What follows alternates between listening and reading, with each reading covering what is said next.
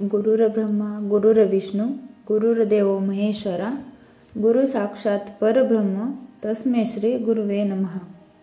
गुरु म्हणजे ज्ञानाचा उगम आणि अखंड वाहणारा झरा। गुरुपौर्णिमेच्या हार्दिक शुभेच्छा। नमस्कार, आज आपण या व्हिडिओमध्ये गुरुपौर्णिमा याविषयी थोडक्यात माहिती जाणून घेणार आहोत। गुरुपौर्णिमा हा एक सण आहे जो भारतीय संस्कृतीत गुरूंच्या स्मरणार्थ साजरा केला जातो। हा सण आषाढ महिन्याच्या पौर्णिमेला साजरा केला जातो। तर गुरुपौर्णिमा म्हणजे काय? धार्मिक मान्यतेनुसार या दिवशी महर्षी वेदव्यास यांचा जन्म झाला होता।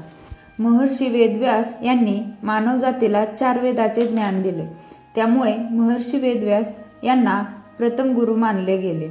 महर्षी वेदव्यास यांचा जन्म पौर्णिमेच्या दिवशी झाला होता, म्हणूनच या पौर्णिमेला गुरुपौर्णिमा असे म्हणतात। गुरुपौर्णिमेचे महत्त्व खूप मोठे आहे, कारण या दिवशी गुरूंच्या महत्त्वाची आणि त्यांचा आशीर्वाद घेण्याची परंपरा आहे। गुरुपौर्णिमेचे महत्त्व काय? तर गुरुपौर्णिमा हे गुरूंच्या प्रती कृतज्ञता व्यक्त करण्याचे आणि त्यांचा सन्मान करण्याचे एक विशेष पर्व आहे। या दिवशी गुरूंच्या चरणी आपली श्रद्धा व्यक्त करून ज्ञानाची पूजा केली जाते। गुरु आपल्या जीवनातील मार्गदर्शक असतात। महर्षी वेदव्यास यांनी हिंदू धर्माच्या क्षेत्रात महत्त्वपूर्ण योगदान दिले आहे। या दिवशी हवन, पूजा, भजन, कीर्तन अशा धार्मिक गोष्टीही केल्या जातात। गुरु शिष्य परंपरेला महत्त्व देणारा हा एक सण आहे।